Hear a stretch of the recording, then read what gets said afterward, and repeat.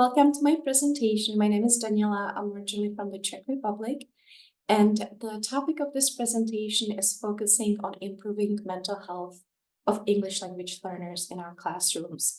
So I have about 25 years of experience teaching K through 12, as well as ESL students, ELL students in college settings. And I noticed a major shift during the pandemic and post-pandemic, where students were truly struggling with their mental health, and it had an impact on their academic learning. So I decided to do some research. So as you know, English language learners, they experience trauma from their country where they were maybe trying to escape from, or they have psychological pressure because they are starting in a new country when their family leaves and moves to a new environment. So here I'm going to focus on specific examples of strategies that help reduce stress and also improve mental health, such as practicing mindfulness, using meditation exercises, effective accommodations, and relaxing classroom activities. So first, I want to start with different types of learners that we have in our classrooms. It is important to understand where they stand, because then if you have knowledge about their background, you can provide specific accommodations. So in the morning, we already talked a little bit about refugee students. So those students belong to families which try to escape dangerous situations in their native countries. And they come here to the United States to seek asylum and safe place and better future. The next category is internationally adopted children who are suddenly immersed in a only second language environment. That can cause anxiety and fear. I wrote my dissertation about internationally adopted children. I personally had a lot of experience working with them. So they were adopted from Ukraine or Russia. They would come here speaking no English, and the American parents spoke no Russian. So there was this disconnect and huge language barrier that caused anxiety as well. The next category of students are students from migrant families. So as you know, the migrant families travel frequently for work, especially in agriculture. And this frequent moving, it can cause lack of stability in the education as well as personal lives of these students. Then another category of English language learners can be indigenous students who come to schools, and they might be living at tribes speaking different languages. So when they come to schools where everybody speaks English, they try to mask their identity, maybe because they don't want to be made fun of by their classmates. They want to fit in. And the next category is students with interrupted formal education. We also heard about this during the morning session. So there are students who come to us from foreign countries.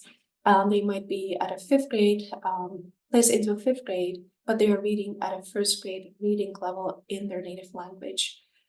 So here we are trying to minimize the gap and provide certain accommodations as well. As I go through these slides, if you could please write your questions in the chat, and I will try to answer them after my presentation. So when we look at how we can support social emotional health of these English language learners, there's a lot of research. And what I liked is Michelle Lawrence. She's an experienced ESL teacher, and in her educational videos, she provides a lot of suggestions for us teachers.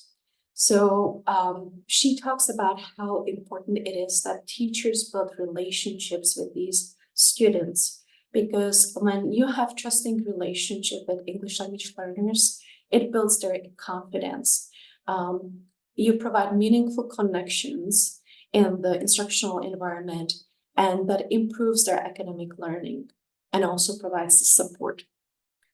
Then when the teacher learns about prior experiences of their students, it can open our eyes as educators. I can tell you, when I was teaching refugees from Democratic Republic of Congo, they were adults. I did not know anything about their country, and by providing them with meaningful activities where they had to share about their country, about their lives, I learned so much, and I had so much respect for them because they lived in a refugee camp for 14 years. They built schools by their hands for their children, and they were so happy when they moved to the United States. So you, as an educator, you want to find out what unique population they're part of, what are their customs, traditions, what is their story. You also want to find out if there are students with interrupted formal education, because then you might want to test them in their native language to see where the gaps are, so you can provide meaningful instruction. You also want to find out if any students are part of indigenous tribes, and again, find more about their educational background. The next thing that is important that we as educators know is what responsibilities do ESL students have at home. So do they have financial responsibilities? Maybe they help their parents pay the bills. Maybe they're translating, going to the medical doctors with their parents and they're missing school. They might be babysitting their younger siblings, or they might be fixing the house because the parents are working 2 jobs. So when we know these things, then it helps us really understand. I used to teach a Chinese girl who was in 5th grade, and she told me as soon as she got home, she had to work in a Chinese restaurant till 11 p.m. And when it was slow, she would do homework, but sometimes she was so tired in my class, and it helped me understand why she's tired. So I would provide, again, more support and accommodations for her. So what else can we do to help our students? We need to be well organized and have structured classroom, because if we have predictable routines, that lowers the anxiety, because the students know what's coming up, what's happening. We should have the daily schedules posted on the wall or on the board, so then again, students will see what's coming up next. If you are teaching older students, maybe in high school, their schedules might be posted online, but if they don't have internet access at home, they will not be able to see it. So you should always find out what their situation is and print the schedules for them. We, as educators, again, we want to welcome students' cultures, and we should be advocating for them. Maybe not all our colleagues at school are so welcoming as we are because of our education and experiences, but we should always advocate for them so that they are happier in the school environment. What also helps them, if we encourage these English language learners to be part of some clubs that provide interactions with US students. So maybe we can tell them about the art club or any sports that are provided after school. And this will help them to become well-rounded and learn about the US cultures, sports, traditions, and improve language as well. So by encouraging students' interests and activities, we should provide them information about these extracurricular activities and explain how it will benefit them, because once they see the connection that it is in their best benefit, that they might be more motivated. I did have some students who would tell me I have to work, so I am not able to participate in after-school activities, but maybe there are some websites that they can visit at home, be part of the online community. So during my research, I came across this article written by Emily Bryson about providing suggestions or help to improve mental health of English language learners. So what we as teachers can do is to be flexible and really truly listen when students are sharing their personal feelings. We want to make sure that students feel safe and that they are calm in the classroom. So we should do our best to really explain to other students who might be sharing the classroom with English language learners why we need everybody to feel safe and talk about this. So for example, when I had the Chinese student in the past, her first name was Pink, and other students were making fun of her first name. So when she was absent one time, I would talk to the class and I said, "How do you think she feels?" Would you like it if somebody was constantly making fun of your first name? And that situation improved afterwards, and they became friendlier with her, and she felt much better, and she was coming out of her shell. She started sharing more. She became friends with Spanish-speaking students, and it was just lovely to see that she felt safe. So when students trust their teachers, their confidence will go up, and they will share their feelings, they will speak up, they will feel encouraged during the instruction to make mistakes, and that's really important for second language acquisition. If there's a problem, it is helpful if you as a teacher talk to the English language learners privately, a one-on-one, and offer help. Maybe ask questions, or you can contact the parents by phone and try to find out what's happening, and see if the student needs help. So second strategy that Bryson provides is that teachers must share important information about community resources and support. So just imagine you would be moving to a different country, China or um, Indonesia, and you would not know anything about what to do in case of emergency. You would not have any information, phone numbers, nothing. So we as teachers need to do that for our students. We should provide them with resources, emergency phone numbers for police, health services, let them know where the aid shelters are, homeless charities. So when I was teaching in public schools, I would always provide a lot of information about health insurance, which was free to children in English and Spanish, because I knew the parents did not have that information. Also, mental health support teams, community centers, and LGBTQ support agencies.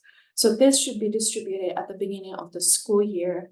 The best would be if the school district had a packet of information for these ESL families and provided at the beginning of the school year or throughout the school year if there are new families coming in.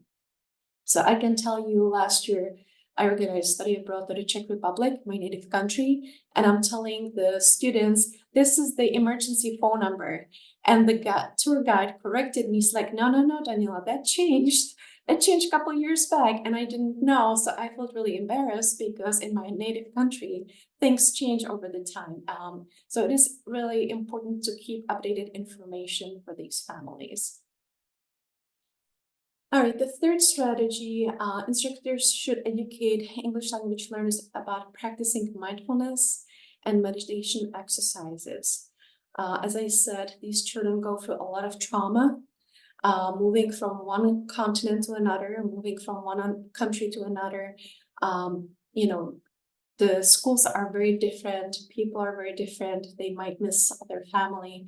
So mindfulness is ability to be aware of your feelings and situation and surroundings without judgment.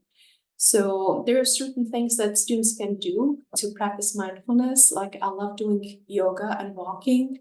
I used to do running. So running helps children, right? Because they release those endorphins and makes them happier.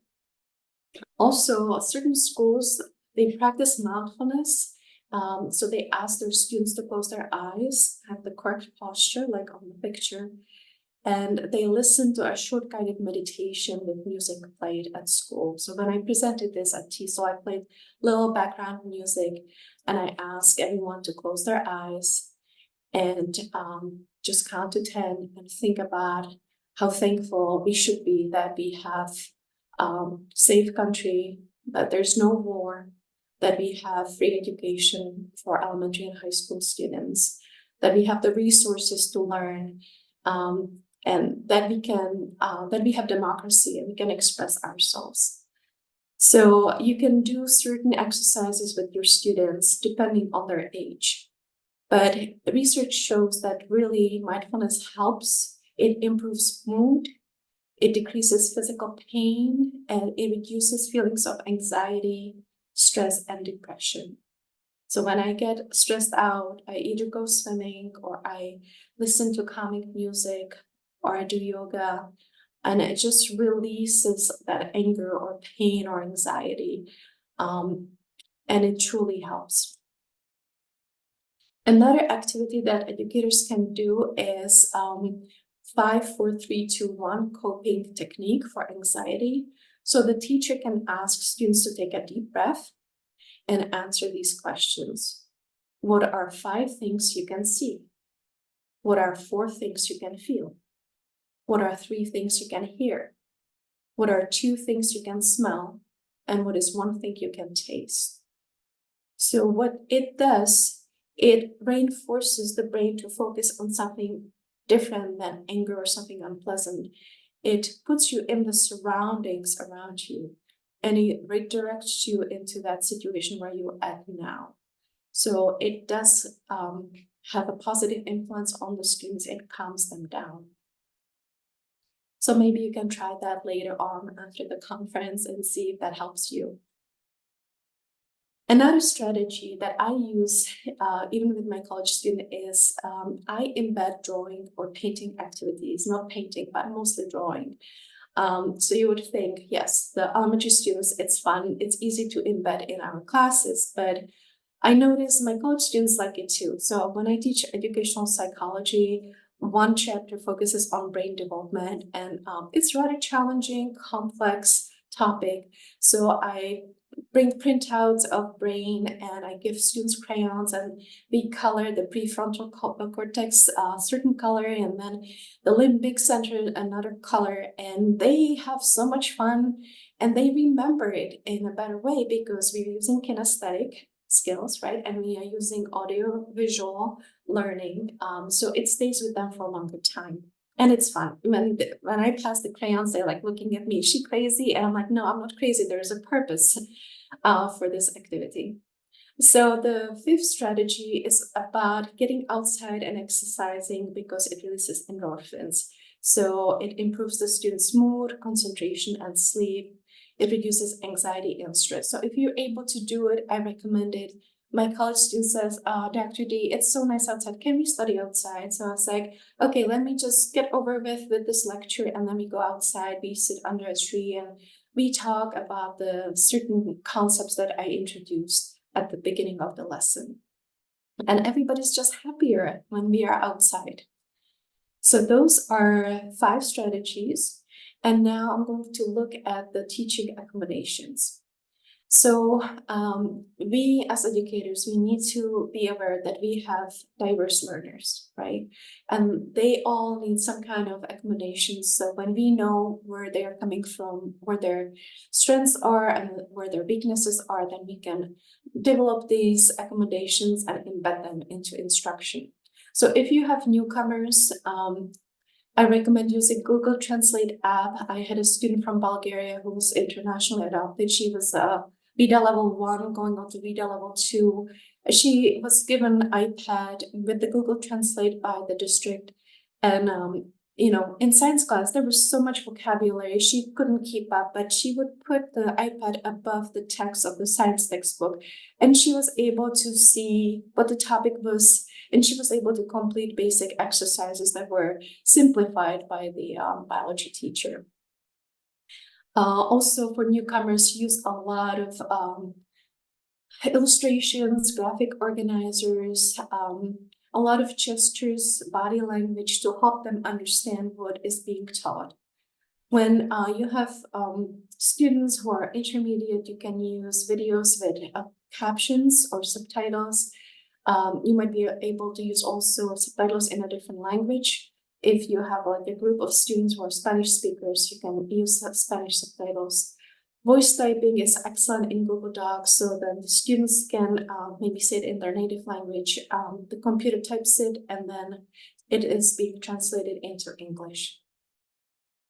So total physical response, it's not only fun for elementary students, it's good for middle school, high school, and college. I use it in my classes as well to teach them different strategies that they can use in the classroom so the instruction is effective.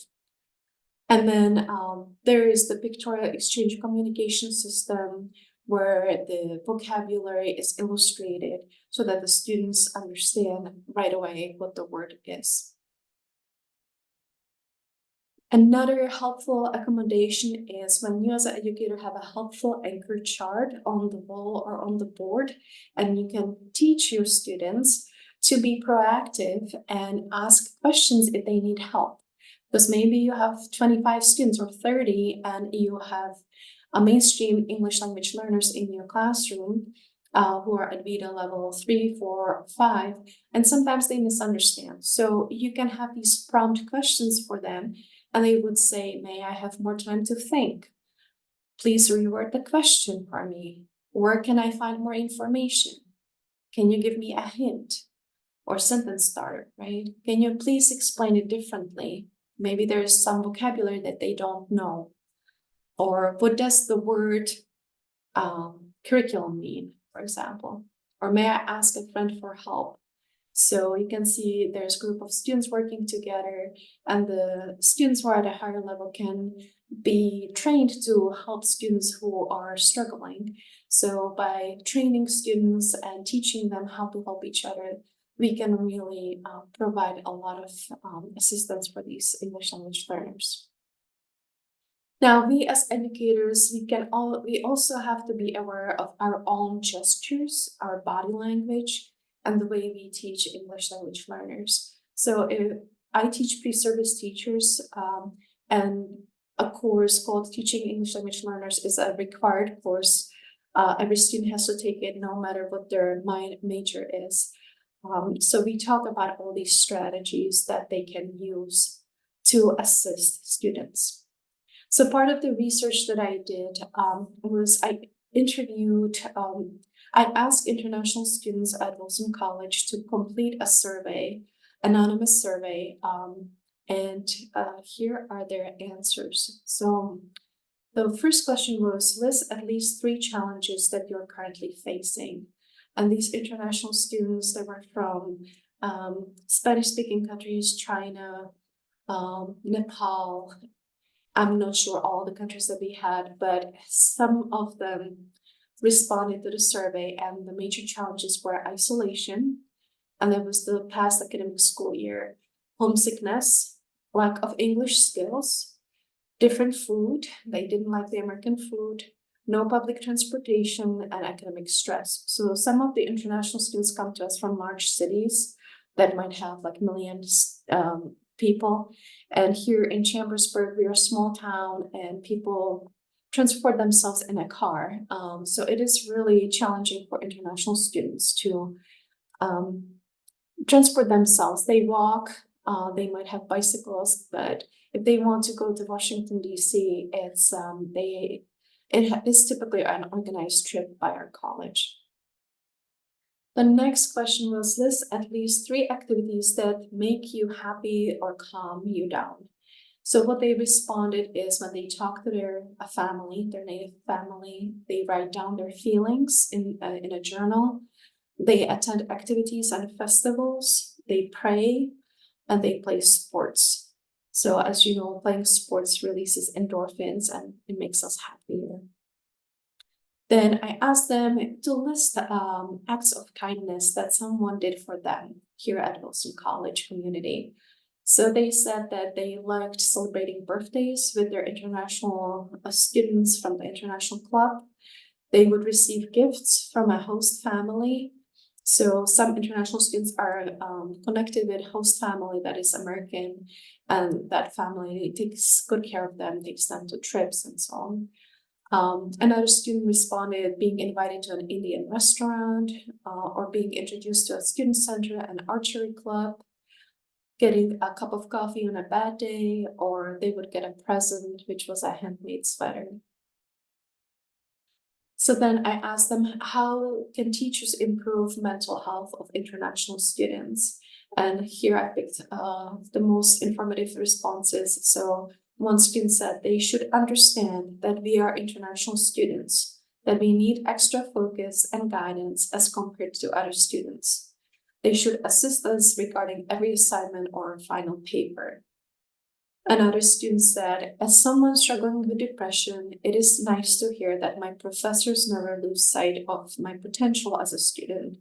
When I'm unable to hype myself up, their support means everything. Then I asked them to describe how college staff can help make international students feel welcome in the community. So they said they should read about our native country and talk to us about it. They should ask questions about our native country, right, to show that they are interested in us. They should hold a meeting or party and introduce all the international students to the host community. And we do that here at Wilson, but I feel like once a year is not enough, that there should be maybe 3 or 4 times events like that, because sometimes students come only for one semester and not a full year. Another student said they should add food from different countries to the menu at the dining hall. And the staff should be patient with international students and explain things again if they do not understand.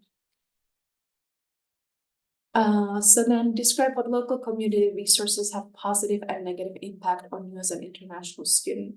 So one student said that international club here at Wilson College helped meet many international students.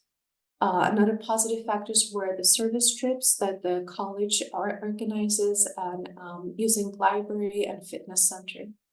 Negative factors were a lack of public transportation in our town here and access to local community, and also academic stress. So in conclusion, the international students, they need assistance not only from teachers or professors, they also need time, need support from other staff and local community during their free time. So Harbor points out that schools and colleges need to provide psychological support on campus, create and maintain a network of providers off campus, encourage new students' mental health disclosure, foster students' initiatives and build on peer support, and empower faculty and staff to be first responders. So I know at Wilson College, we did have a training about mental health in spring semester of 2024. So here are my references. And I think, I don't know if we have any time for questions. So please let me know. It looks like we have 2 minutes to ask some questions, and we have some good ones. The first one I see, though, in the chat is from Rachel, and she writes, I have had students been triggered by other students' personal stories. How do I balance respecting both sides of that? I think that is a very valid question. So what I used to do, I would ask students to write in their journals. So I would know what the situation is, and then I would have enough time to prepare. I would do probably small group discussions first, and then I would let the students discuss. But just I would, it depends what population of students you work with, but I would give them like rules. We cannot call each other's names. We cannot, we should be more understanding and have empathy for each other's stories. So by saying that first and then having the small group discussion and then coming into a circle and talking about these issues in a like a calm environment, I think it's important that students learn from each other's perspectives. So when I was teaching adult refugees, I would have, students from different cultures, and there were clashes, but they were respectful of each other. With teenagers, I experienced where a student from Puerto Rico was nasty to students from the Dominican Republic and Haiti, and he was very offensive. So I had to sit down, the rules. We wrote rules together in English and in Spanish. And it was just really important to talk about those issues, because this way we prevented any future occurrences.